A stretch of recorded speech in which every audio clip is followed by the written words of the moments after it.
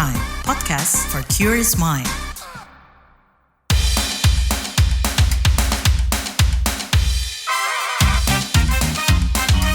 Kamu lagi dengerin podcast What's Trending. Naomi Liandra di What's Trending pagi hari ini. Normalisasi pelaporan kasus kekerasan terhadap perempuan, itu yang bakal kita obrolin. Hari ini adalah puncak peringatan 16 Hari Anti Kekerasan Terhadap Perempuan. 16 Days of Activism Against Gender Violence. Ini merupakan kampanye internasional untuk mendorong upaya-upaya penghapusan kekerasan terhadap perempuan di seluruh dunia. Menteri Pemberdayaan Perempuan dan Perlindungan Anak (PPPA) Arifah Fauzi mendorong peringatan 16 HAKTP 2024 ini menjadi momentum penting untuk menyatukan langkah dalam menghentikan kekerasan terhadap perempuan. Menurutnya, tidak boleh ada lagi perempuan dan anak yang menjadi korban kekerasan. Dia pun mengakui kekerasan terhadap perempuan masih menjadi tantangan serius dan harus segera diatasi. Sebelumnya, Ketua Komisi Nasional Anti Kekerasan Terhadap Perempuan Komnas Perempuan, Andi Yentriani, mengungkapkan bahwa sebanyak 34.682 perempuan menjadi korban tindak kekerasan sepanjang 2024. Dari data tersebut, kekerasan seksual menjadi yang paling tinggi, yakni dengan 15.621 kasus. Diikuti oleh kekerasan psikis sebanyak 12.878 kasus dan kekerasan fisik sebanyak 11.099 kasus. Jenis kekerasan lainnya tercatat sebanyak 6.897 kasus. Tingginya kasus itu terjadi di tengah sebagian masyarakat yang justru menormalisasi kekerasan terhadap perempuan. Pada kesempatan kali ini, kita mau obrolin upaya menyetop kekerasan terhadap perempuan dengan normalisasi pengaduan dan pelaporan kasusnya. Kita akan bahas lebih lanjut setelah komen warga plus 62 berikut ini.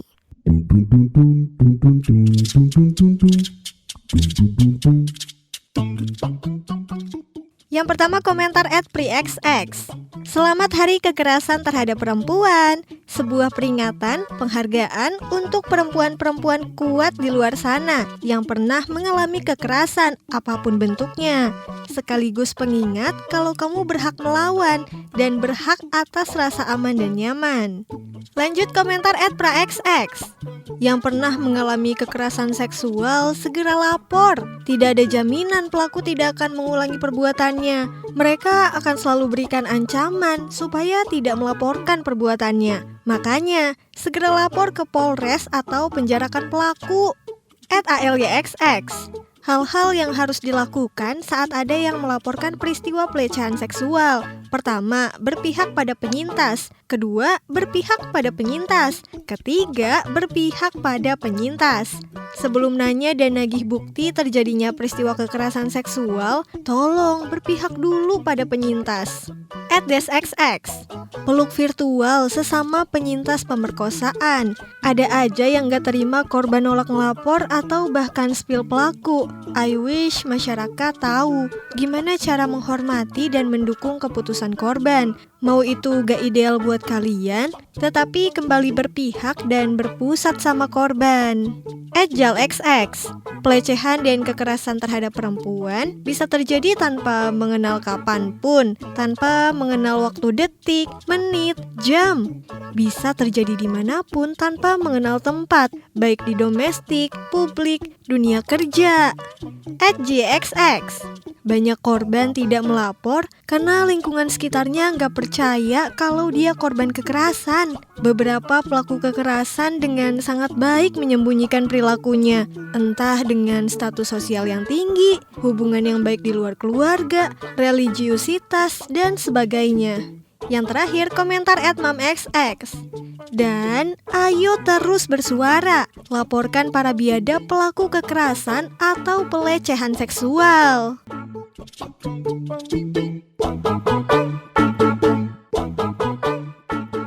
Komisi Nasional Anti Kekerasan Terhadap Perempuan Komnas Perempuan mengingatkan perempuan korban kekerasan mengalami kerentanan berlapis. Dalam peringatan Hari Anti Kekerasan Terhadap Perempuan 2024, Ketua Komnas Perempuan Andi Yendriani menyoroti pentingnya menjamin perempuan korban kekerasan punya hak untuk akses pemulihan yang memadai, cepat, dan tanggap. Selain pemulihan, menurutnya perempuan korban kekerasan juga memerlukan kemudahan akses perlindungan dan akses keadilan. Penuhi hak korban adalah seruan untuk menyoroti pentingnya menjamin korban kekerasan memiliki hak untuk akses yang cepat dan tanggap serta memadai terhadap layanan kebutuhan mereka pada pemulihan, pelindungan, dan juga akses keadilan. Yang terakhir adalah pesan akhiri kekerasan terhadap perempuan. Ini adalah pesan untuk mengajak semua pihak secara aktif berperan menghentikan segala bentuk kekerasan berbasis gender, baik dengan melaporkan kejadian kekerasan, mendukung korban, mendidik diri dan komunitas tentang pentingnya kesetaraan gender, serta upaya pencegahan kekerasan. Kita juga akan memberikan perhatian pada 3 hal yang sangat penting dalam membangun ekosistem untuk pemenuhan hak-hak korban. Dengan mengembangkan sistem peradilan pidana terpadu, penanganan kasus kekerasan terhadap perempuan, atau yang kita singkat dengan SPPT PKKTP. Ini adalah sebuah pendekatan sistemik yang dirancang untuk memastikan proses hukum berjalan secara terkoordinasi, cepat dan berpihak dengan korban, dengan membangun sinergi antara penanganan perkara kekerasan yang dilakukan oleh subsistem sistem peradilan pidana sejak dari tahapan pelaporan, penyelidikan, penuntutan, pemeriksaan di pengadilan hingga eksekusi putusan pengadilannya, dengan subsistem di bidang pemulihan korban yang harus diawali sejak tahapan pelaporan dengan melibatkan dimensi layanan medis, psikologi, sosial, serta dimensi lain yang dibutuhkan perempuan korban untuk bisa pulih. Pedoman penyelenggaraan akses keadilan bagi perempuan korban kekerasan melalui sistem peradilan pidana terpadu dirancang sebagai salah satu upaya Komnas Perempuan untuk memperkuat koordinasi dan kerjasama antar pemangku kepentingan dalam menangani kasus kekerasan terhadap perempuan. Pedoman ini sesungguhnya dibangun di dalam konsultasi bersama dengan berbagai pihak yang telah melakukan upaya pendampingan dan pelayanan bagi perempuan korban kekerasan, yang secara khusus menekankan pentingnya kita mengoptimalkan silang sumber daya yang ada, terkhusus di tingkat daerah, untuk bisa memastikan adanya kondisi yang memungkinkan korban berpulih, dan di saat bersamaan mendorong kinerja baik itu dari institusi penegak hukum maupun lembaga-lembaga pemerintah yang mengusung atau memanggul tanggung jawab pertama pelayanan publik, pelayanan dasar bagi hak-hak korban. Sebelumnya, Wakil Menteri Pemberdayaan Perempuan dan Perlindungan Anak (PPPA) Veronica Tan mengharap pelayanan call center Sapa 129 di kementeriannya dapat menggunakan platform digital dan mekanisme pelaporannya akan dibuat lebih mudah. Pihaknya mendorong warga menggunakan aplikasi Panic Button yang bisa langsung dipakai saat mengalami atau mengetahui peristiwa kekerasan. Di Kementerian KPPPA ini ada yang namanya Sapa 129. Nah, 129 ini kita sudah cross check, sudah mulai dari tahun lalu ya Pak Nahar ya. Cuman karena terputus karena teknologinya yang belum kita upgrade sehingga itu terputus sampai ke UPTD. Jadi sistem pelaporan itu sampai ke kita, akhirnya kita belum bersinergi, hanya manuali kita merespon dan terus sampai kepada kota untuk meresponi apa yang terjadi. Dan menurut kami semua, kita sadar itu terlambat. Kita harusnya memakai digital platform itu untuk menjadikan satu panic button. Nah, itulah kerja program yang akan kita lakukan di kementerian ini untuk mempunyai panic button di setiap warga, sehingga ketika mereka merasa tidak aman, tidak nyaman, mereka bisa memencet pencet button ini, sehingga sinergi kolaborasi antara kepolisian, antara daerah, itu bisa Pemda daerah itu sama-sama bisa bergerak. Sehingga dengan adanya begitu kita tidak selalu bekerja di hilir. Tapi karena kita berdua masih baru, kita butuh waktu untuk mencoba menggebrak informasi call center ini menjadi sesuatu yang dekat dengan masyarakat.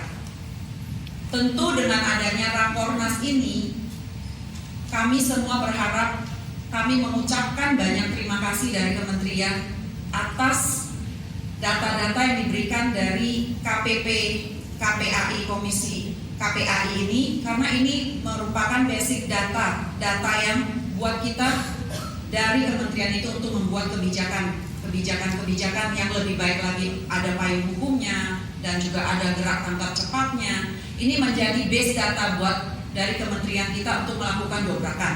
Normalisasi pelaporan kasus kekerasan terhadap perempuan. Masih kita bahas di What's Trending pagi hari ini. Lantas, gimana ya menormalisasi pengaduan atau pelaporan kekerasan terhadap perempuan? Soal ini kita mau obrolin bareng Novita Sari Novelis, anggota Sekretariat Nasional Forum Pengada Layanan. Well, first thing first, apa sih Mbak yang mesti dilakukan perempuan saat mengalami kekerasan?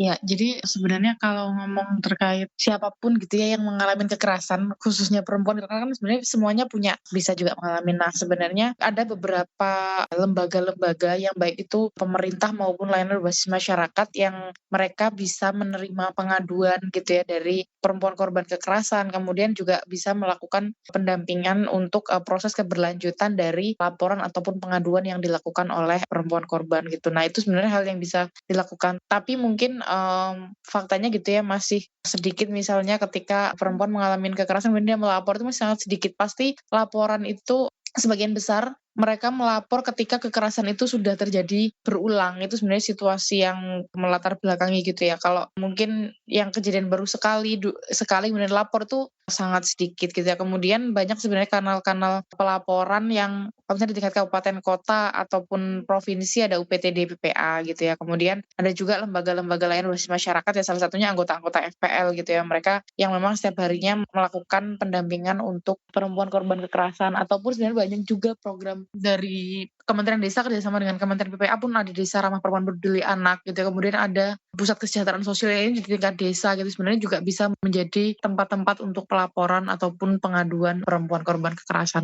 Istilah mengadu atau melapor untuk kasus kekerasan, boleh dijelaskan?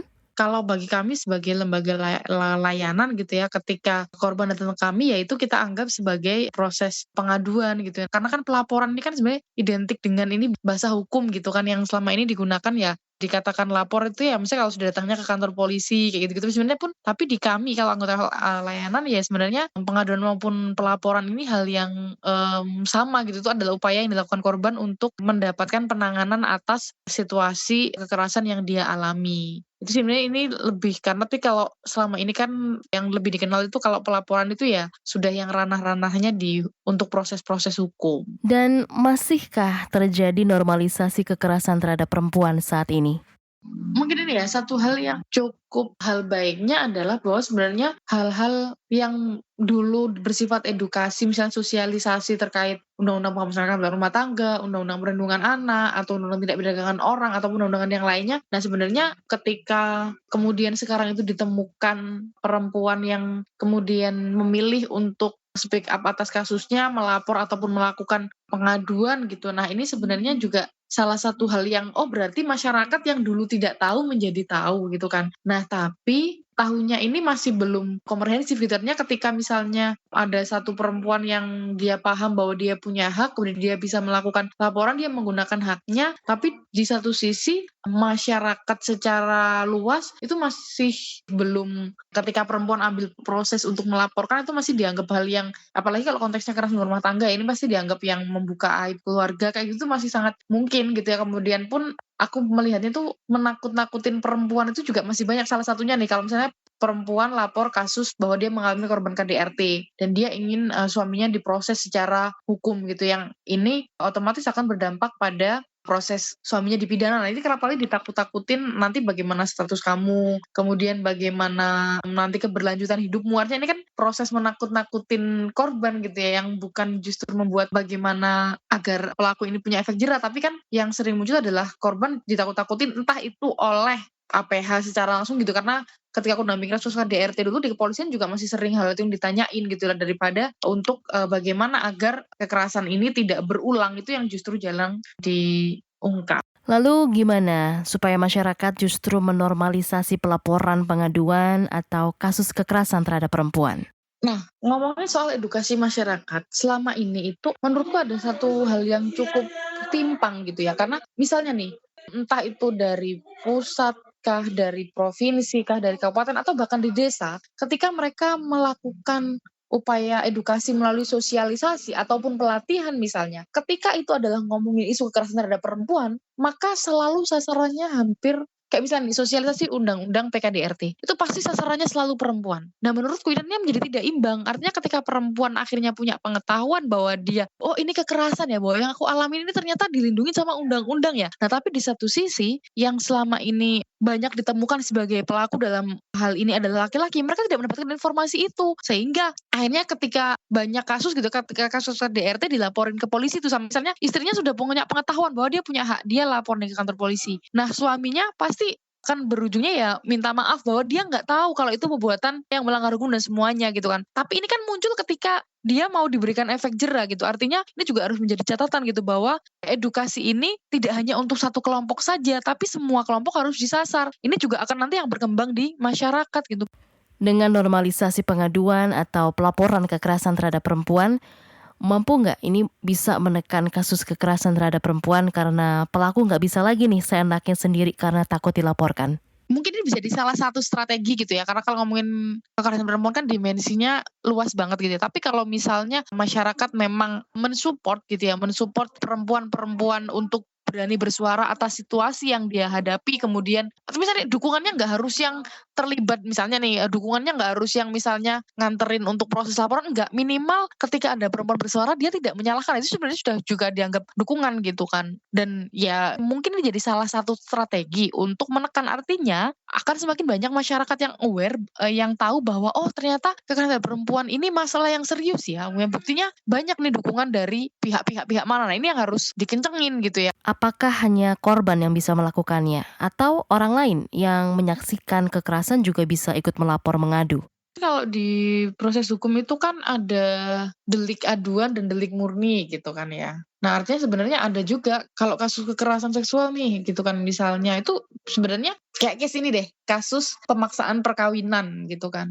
Nah, sebenarnya bisa kok orang, maksudnya tidak harus yang mengalami itu yang melaporkan gitu kan secara langsung, tapi sebenarnya orang-orang di sekitarnya bisa melakukan laporan gitu. Jadi tidak semua kasus itu yang memang harus korban secara langsung gitu ya, tapi orang-orang di sekitarnya pun juga bisa gitu, misalnya yang mengetahui, itu juga sangat mungkin. Dan sebenarnya ini nih, ya aku bukan ngomong hal itu, tapi pada selama ini gitu kan ya, ketika perempuan melapor kemudian dibutuhkan saksi, nah ya faktanya adalah orang-orang di sekitarnya yang dianggap oleh korban itu mampu memberikan kesaksian, ini pada takut gitu. Dan ini juga menjadi berkaitan dengan poin sebelumnya ketika ngomongin dukungan untuk korban gitu ya, bahwa selama ini masyarakat tuh ketika berhadapan dengan hukum itu bayangannya tuh kayak masih menakutkan sekali gitu ya, untuk menjadi seorang saksi nanti takut gimana-gimana gitu. Nah, padahal sebenarnya untuk bisa memberikan dukungan, kemudian tadi bahwa ini itu pengaduan yang delik murni atau delik aduan gitu yang bisa dimulai juga gitu, artinya kayak kasus KDRT gitu ya. Misalnya nih di satu rumah itu, misalnya kita sering mendengar di rumah itu entah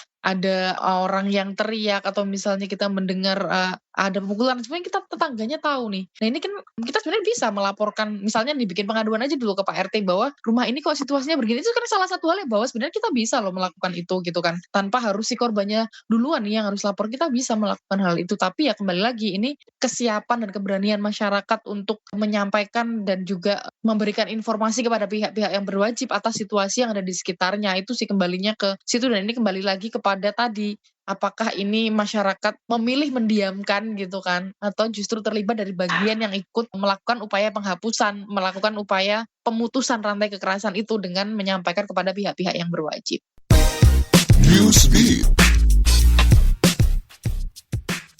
Warner Bros. Studio Livesden bersama HBO tengah mempersiapkan serial televisi Harry Potter yang dijadwalkan tayang pada akhir tahun 2026 hingga 2027. Proyek yang diadaptasi dari novel populer karya J.K. Rowling ini menarik 32.000 anak yang mengirimkan rekaman audisi untuk memerankan Harry, Hermione, dan Ron. Di bawah kerahasiaan ketat, proses pencarian pemain melibatkan Lucy Bevan sebagai direktur pemilihan aktor, sementara nama-nama terkenal seperti Mark Rylance, Mark Strong, dan Sharon Horgan disebut-sebut dalam rumor untuk peran karakter ikonik seperti Dumbledore, Snape, dan McGonagall. Meskipun pihak produksi memastikan belum ada aktor yang resmi terlibat, HBO mengakui proyek ini memicu spekulasi besar di kalangan penggemar. Serial ini akan digarap oleh J.K. Rowling sebagai produser eksekutif dan Francesca Gardiner sebagai penulis naskah.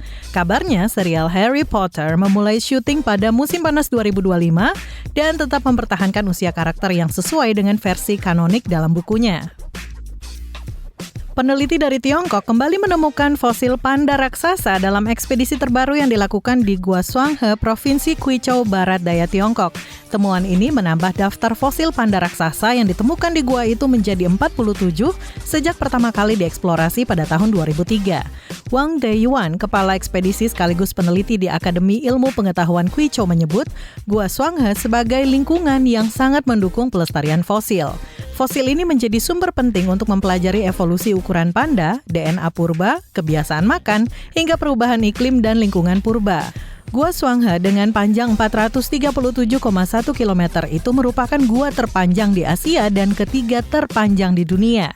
Sejak akhir tahun 1980-an, kawasan ini menjadi lokasi 23 ekspedisi ilmiah internasional dengan fosil tertua berusia lebih dari 100.000 tahun dan termuda beberapa ratus tahun. Presiden Korea Selatan Yoon Suk Yeol mengungkapkan kesediaannya untuk menerima pemangkasan masa jabatannya sebagai presiden dan menyerahkan keputusan tersebut kepada Partai Kekuatan Rakyat yang berkuasa. Dalam pidatonya, Presiden Yoon menyatakan akan membiarkan partai yang berkuasa menentukan langkah-langkah untuk menstabilkan situasi politik, termasuk mengenai masa jabatannya. Yoon juga menyampaikan penyesalan mendalam dan meminta maaf kepada masyarakat atas kejutan yang ditimbulkan oleh deklarasi darurat militer sebelumnya. Ia menegaskan tidak akan ada lagi deklarasi darurat militer dan menyatakan siap bertanggung jawab secara hukum dan politik atas tindakan tersebut.